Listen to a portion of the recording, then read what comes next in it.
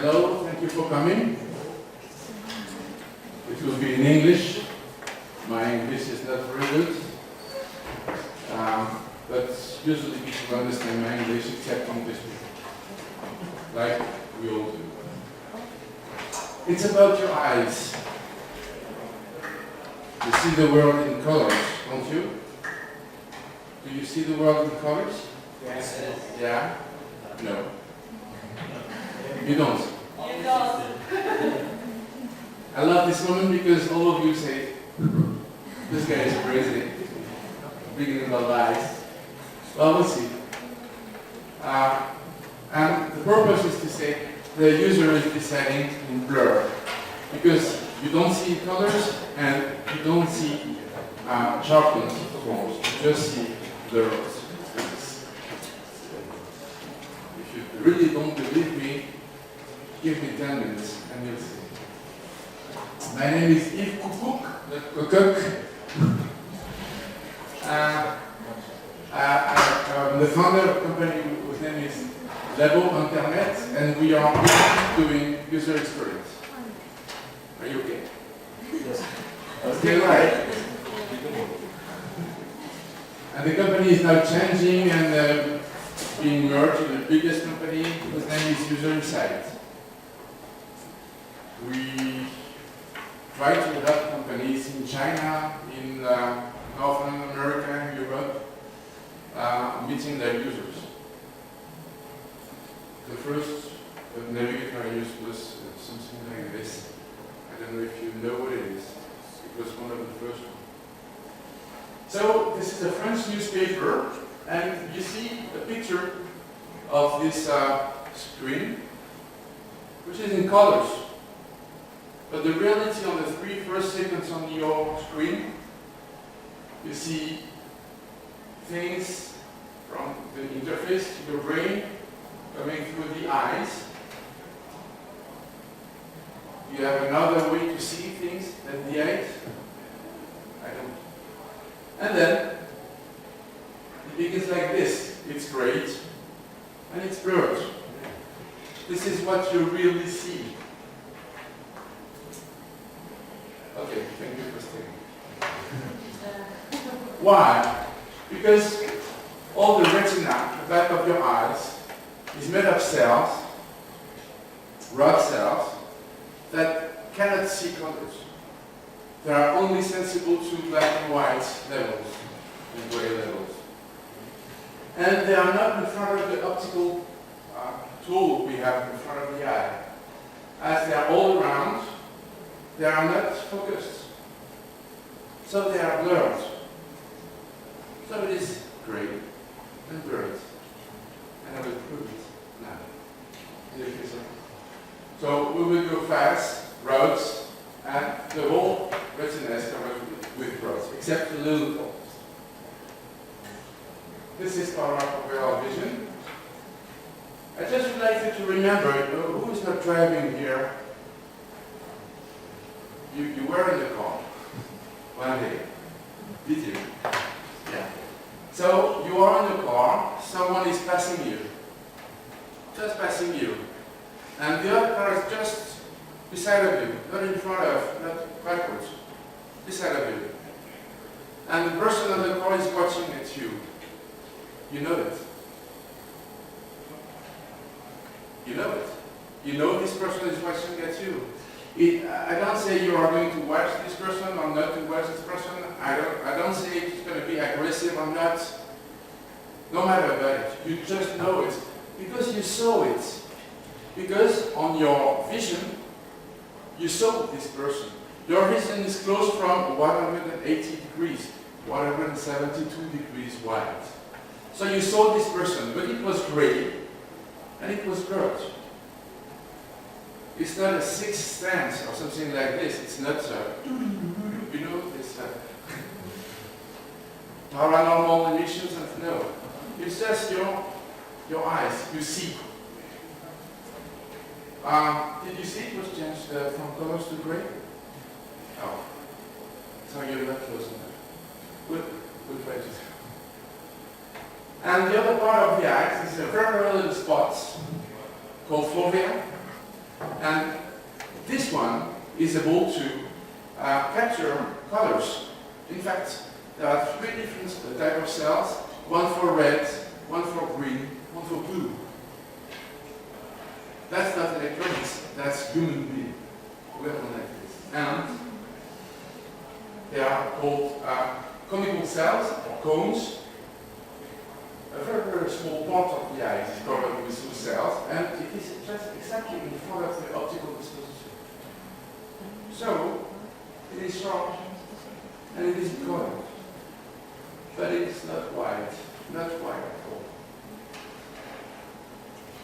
So, total vision is going to one part of the picture and see colors and sharpen the picture, and the rest is blurred.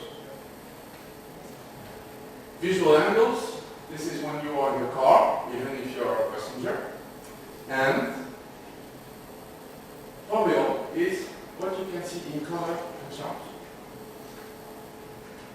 And you cannot see more than this. But your eyes are moving to discover the colors.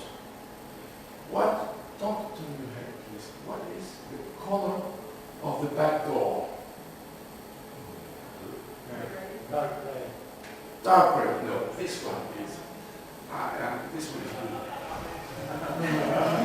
But you see colors.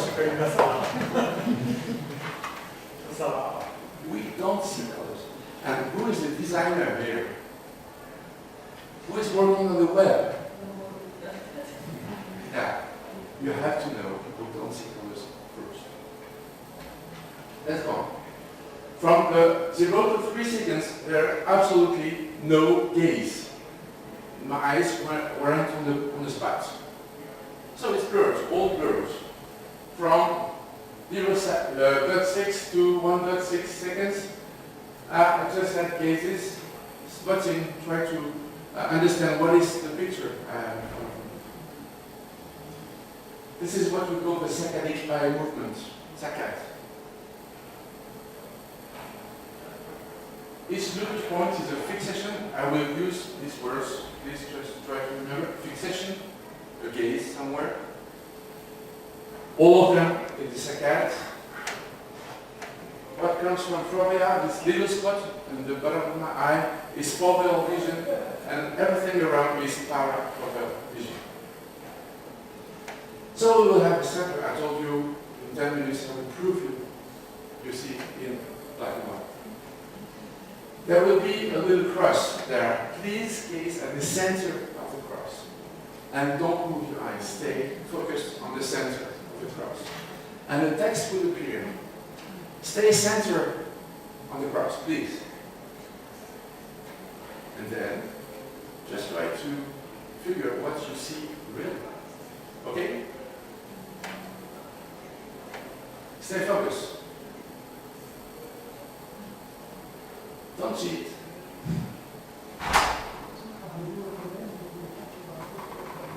Okay. For those who are in the third part of the amphi, you saw that. On the back, you saw that, but nothing more. Did you? If you saw outside, it's because you moved your eyes. But if your eyes was sticked here, you cannot see more than this. All the rest is blurred.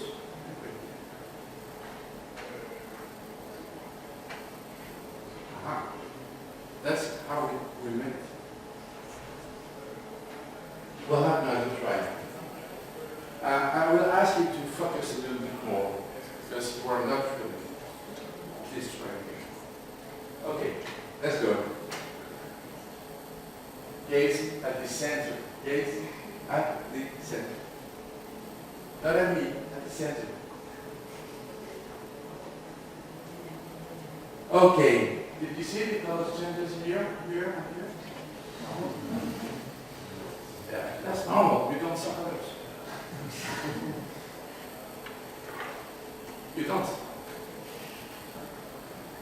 Okay, let's have another try. Again.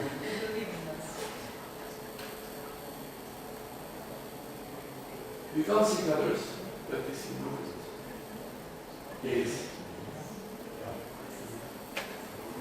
Something moving. You see it in the power of vision. You see movements, you see faces, and you see snakes. Yeah. It's not very important for the web, but usually. But no, really. When we were in the savannah, you know, raising it, humans was raising it. The question was to know: is this a face? Is this someone or some animal that was going to eat me, or is it so I have to run? If I want to survive, I have to run. Or is it something I can eat myself? So now the question is, what is the face expression? When I say face, it can be a lion's face, a giraffe face, an elephant face. The face is eyes looking at you, and the mouth.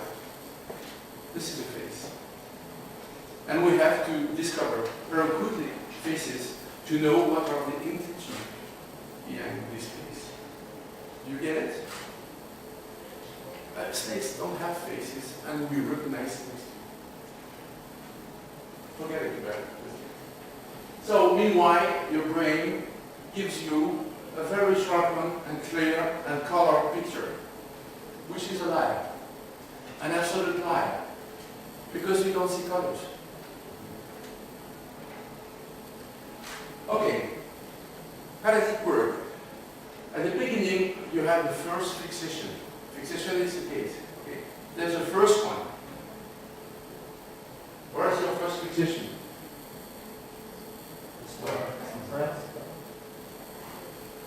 There? Yeah. Yeah. Everybody? Actually, some around. Some here? Yeah. Here? You had one. But where?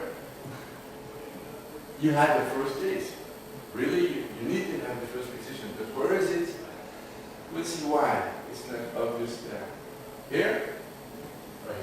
Yeah, danger. Danger. Actually, that's really dangerous. But it's a danger, human danger. Here. The hand. Face. If we made eye tracking, you suddenly had a very short gaze here. Then she is looking here. Where are the eyes? But when you say it, you have a very, very big amount of cognitive work. Saying, what did I see really? So that's not the first case. But okay, in fact, it was great. And it's not because it's great, it's just because it's different. Here, it's just because it's different. Here, it's different. Here, it's not obvious what is different. We are not sure this is a human being, that should be, but we see no face.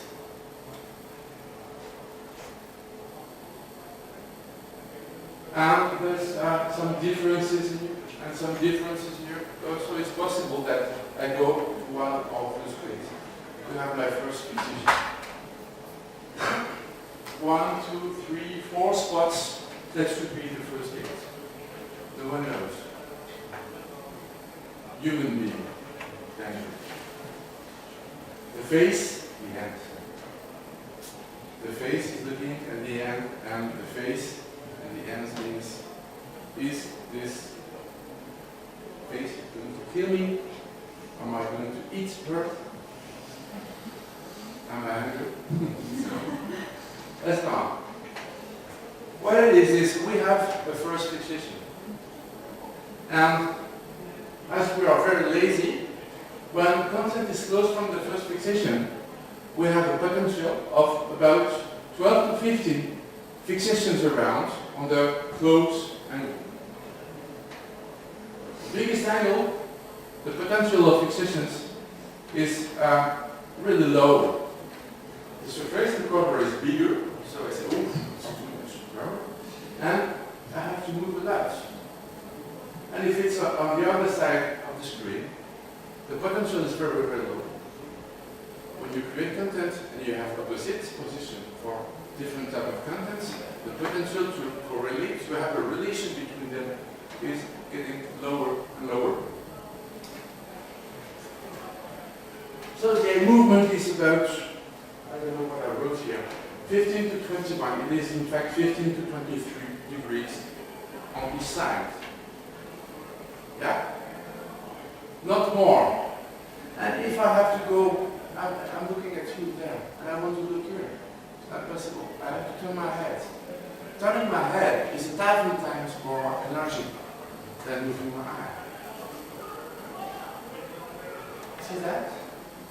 And this is why you are using containers. Because if you don't use containers with wide screens, people, they won't know this is because they have to turn their, but they will say, this website, it makes me tired. I'm leaving. Just because you don't want people to move their head. Think about another thing. Think about Facebook, perhaps. Facebook is covering the whole screen, but it is divided in 3 areas. And you move your head to work on an area, then your eyes are moving. Then you move your head to work on another area. And you only move, it is done, so that you don't have to move your head more than each 5 or 10 seconds. So it doesn't make you tired. You heard, all of you heard about eye tracking? Okay, eye tracking usually represented like this. You've seen that. I don't like this representation because it is supposed to say the more obfuscated it is, the more I see it. So I show you what people don't see, and I hide to you what people see. I don't like it. What we use really is real-time video, or reels, but for this sample, just a real-time video. You see the spot, it is where the eye is, not the mouse. There is no correlation between the mouse and the eyes. Sometimes you'll see the spot grow. Growing, it doesn't mean that the person is more focused on this object. Usually it means they're lost. They don't move their eye anymore. What am I doing now? Can you see what was this eye tracking for? The user didn't do. It was just about this message. Blah, blah, blah. Last again, last and last and last.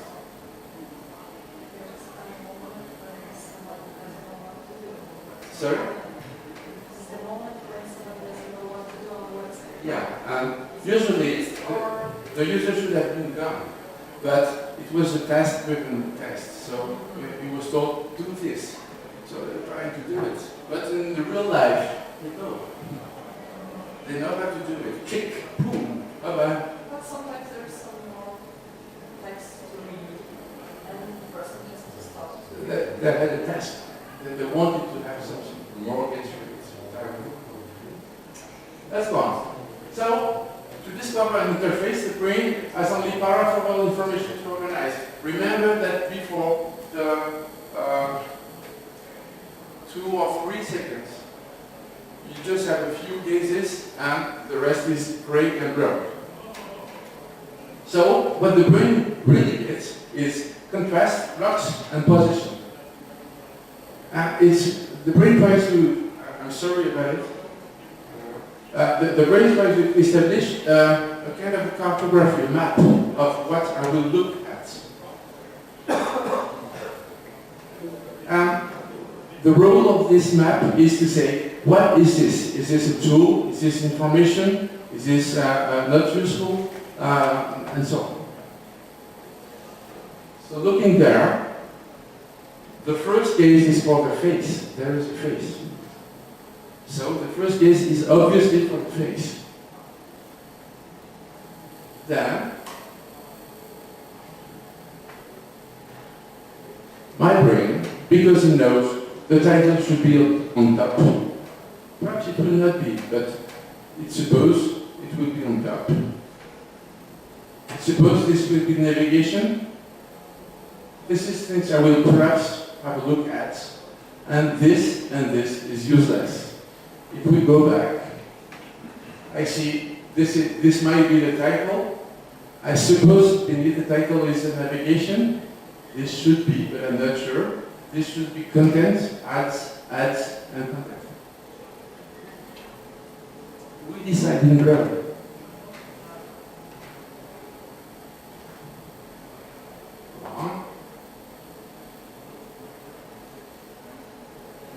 What is left when I saw all those blocks is the significant area. It means if I'm looking for something, I will look here to know if it's here, if it's what I'm looking on. If it's not there, I will leave. And discovery path is final when the brain, in the first second, made a map of the screen. It will not come back to guess another way to discover the page. This is final. What I decided there is what I decided. I will show you a sample. It is an eye tracking test for an old website about travels, and the users are asked to organize their travel from France to London. If they go fast enough, they can win the weekend. In fact, everybody wins the weekend, but they don't know it yet. And what they don't know too is that on the right, there is a big button, blinking button, organize your weekend in one click. But it looks like an ad. And they are task driven, so we ask them to go fast to organize. So they will not look at ads. Okay, you got it? About the map? So this is a video. The interface, the face is blurred, and this is a big button, third of the screen. Just click on it and you're done. No one looks at it. We had 143 participants. One saw it and didn't click. Only one saw it. Only one had a gaze on it. Because you want to be efficient with what you were doing. And you decided this is ads. I have no time for ads now. I'm going through to my task.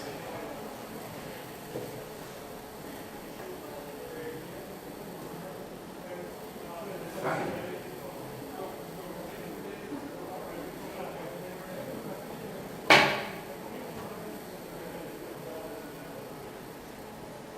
Okay, you won't have the 143 participants because it should be a little bit too long. But okay, they don't see what they don't want to see. One, we talk about banner blindness. Banner blindness is not people say, oh, this is not interesting for me, ads. No, it's just at the beginning, when we are mapping what we're going to see, it's outside the map. And I'm certain I remember each element of the page. Most of you should say, in 3 seconds, it's enough to remember a page. Okay, what is this? It's written there, the title.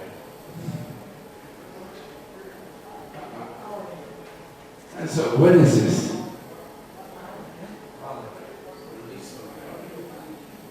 A list, an ad? No one's really sure.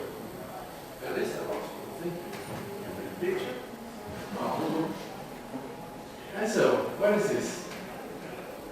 An ad for? We don't know. One or many ads? Many pictures? Sorry? The orange logo. Yeah. Remember this? You had the gaze there. So you had the gaze there, so you remember it. The whole checklist all over. None of that, but you saw it, you remember it. But you have one gaze here. Okay,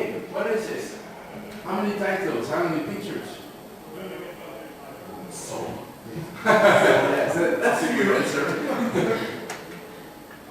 I have to look because I don't remember. Okay, this one. I have that. The same. The same. And there. And add? Yes. Yeah, you're right. But no, you're not remembering. You are the dictionary and so on what it should be. So but it's okay. It's a way we work. Our brain is working like this. And then this one is an add or a title. Ah.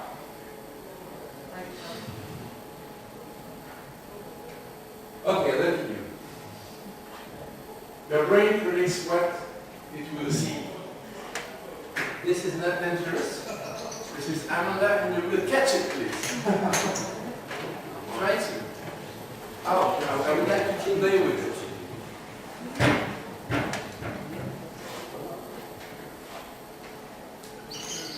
Go on. Send it to someone. Play someone. Yes. Okay, we're done.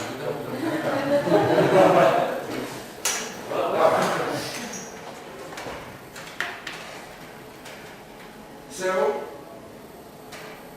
let's have a little math. You were interested in the ballistic path. The ballistic path formula is like this. Did you? It's something from them. Newton, Einstein. Believe it well. Do you think so? No, our brain doesn't compute. It absolutely doesn't compute for that kind of things. You just go and find things in memory. This is how you make it.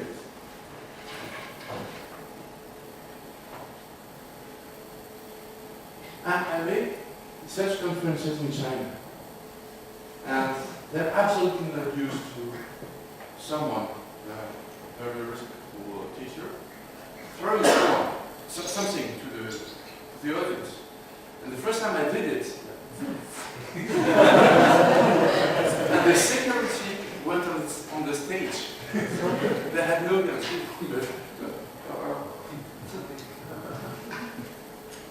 But for you, it's okay. It makes noise. It's a game, and it goes on your memory. It's we are playing. So the ballistic schedule you had doesn't come from a computation. It comes from your memory, and we predict what things will or things or even will be by approximation in our memory. And it's exactly the same when we see a screen or a picture or anything. Our brain wants to see things in color and clear.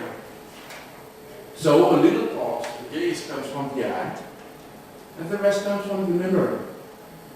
Remember about the door's color? Not tonight.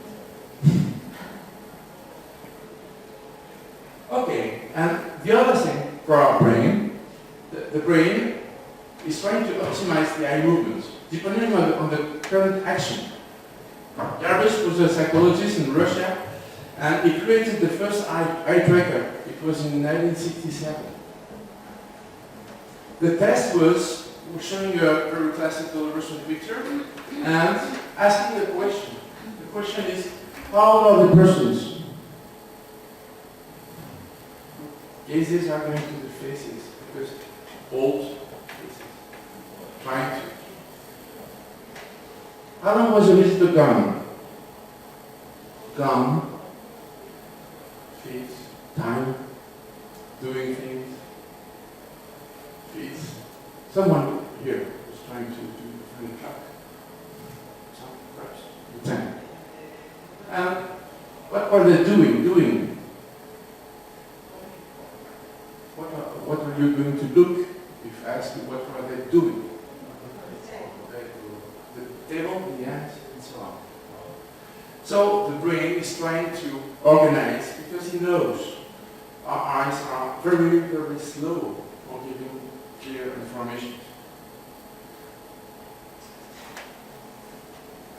The brain also does never use shapes. The brain is not able to remember pictures or shapes. Sorry for people who think they have a picture memory. It doesn't exist, in fact. But people who think they have a very good picture memory are very well organized in their mind, that's all. So, only concepts. It was discovered in the end of the 19th century. Can you see the dog? Yes. When you said dog, If I don't say it, sometimes I have a very bad pronunciation, and even I was in America, and I really was looking for a duck. And nobody saw it, because you can find a duck if I say a duck, but if I say a duck, okay, can you see the duck? It was a difficult moment for me, because I said, yeah, yes, oh, at least someone could see it. Okay, don't think, just give me an answer. Is this columns or lines? And there. Yeah. The first rule is proximity. If elements are close, are similar and close one or the other, they seem assembled. Columns, lines. Sorry?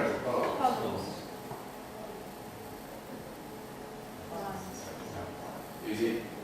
Similarity. Be careful. What is different?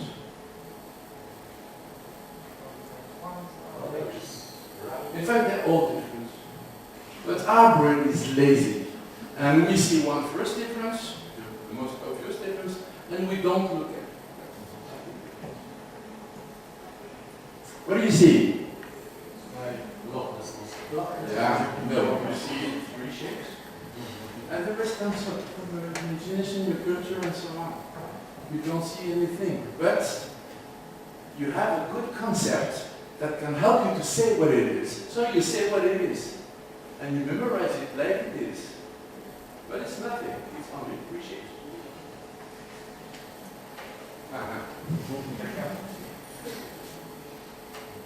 No smoke on it, but nothing. So, to create concepts, we make continuous line between objects, to try to correlate them together, to have something we can think about and memorize and use and speak about. It's about the same thing to memorize and to speak about. It's very longer to speak about.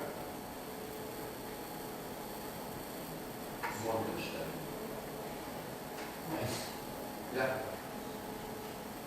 You've seen Tarantino's films? Or a virus or something, you see something. No, we just have clues. There are, what do we see? Triangle, circle. And then, okay, Pac-Man battle. We see things that don't exist, in fact. Because we are trying to make concept out of it. This one doesn't exist too. It is not closed. Shouldn't be anything, but we immediately see there is a contact. So we close shapes to make sure we have concept. On the other part, when the form is complex, what do we do? What do you see here? You see three shapes. A triangle, a square, and a round circle. Because it is easier to make a concept, three concepts, collection of concepts, and then memorize or speak about it. You see something like this. No matter the color, we don't see color. So we simplify. When objects are not closed, we tend to create something. What do you see? What should it be? Is it something like this? And this one. The half of the head. Sorry? The half of the head. Yeah. You know what? It is for 75% of boys, the heart. I won't tell you the percentage for girls, but it's really low. And for girls it is like this. This 70.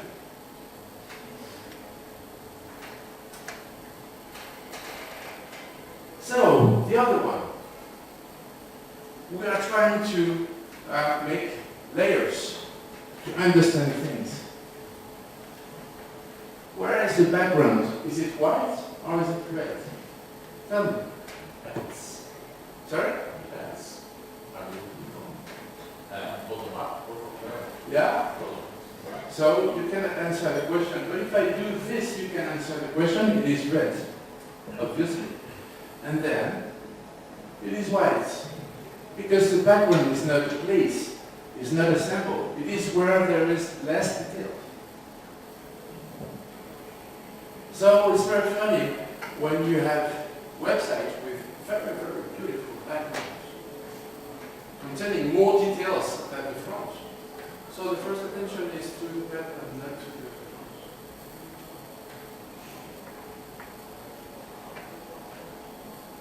The photo point. I love Kaminsky, but I'm not sure if this was this one. It might be. But it might be any of these ones. Your first gaze. But wherever the position is, it will always be the same. This is your point. If there were a face somewhere, immediately look at the face. You have to survive first. I have to learn. So you see the dog? Yeah, no time, because you created a kind of a frame, a kind of a code on your brain. When you see that kind of picture, you will look for dogs. Okay. And this is not the same picture. The other one was this. Perhaps it's the same dog, but not the same picture. So thank you, Mr. Ehrenfeld. He's the one who invented this, who, just by philosophy, trying to psychology, trying to understand people, and what do they do. I love this picture. You will get into the slides if you read them. I really love the picture. What is this? On his hand. Depends on what you want to see. What to do with this? First of all, blur the web. Whatever a website you have to see, to work in, to work with, to develop, to think about, blur it. What website is this? Yeah. How did you recognize it? You have only one trick here.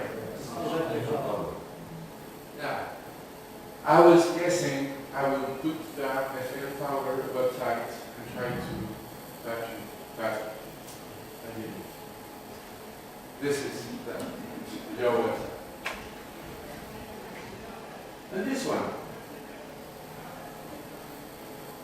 You have no knowledge of what it is, so you have no chance to know what it is unless you discover something on it.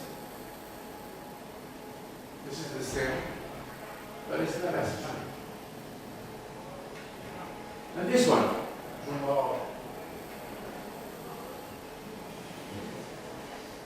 Yes, you go many times every day on this. So you immediately recognize the shape, the structure. Okay? And this one. This is just to know if there is any traitors. No.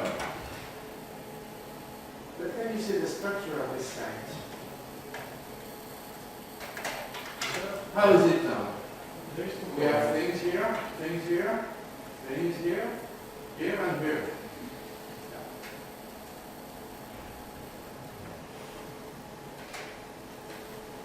And you can see it's trying to look serious. And this one.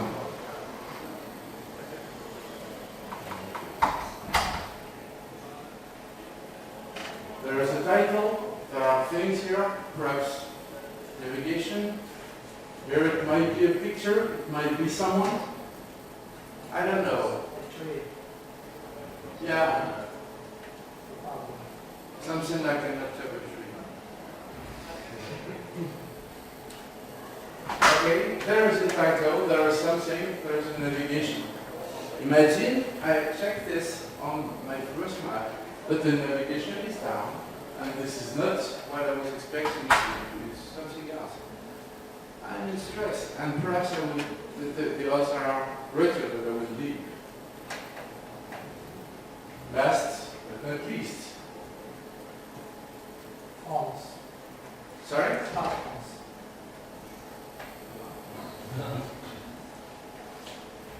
It looks very serious. And if you blur it, you see, they just copy the design of cable. Make it a little bit more complex, a little bit, fewer emotional point of view, but it is really structural cable. And to do that, we have a tool. It's only in Chrome by the night. It will be in Firefox in a few weeks. You just have to click on the button, and the website, the full website you are using, is blurred. And re-click, it's not blurred. And it's absolutely usable. You click, it's blurred, but you can use it. Try it. Scroll it and so on. Please try it. Because if you want to begin try to work with a user experience, the first experience is the eye, and the eye doesn't come. That's it.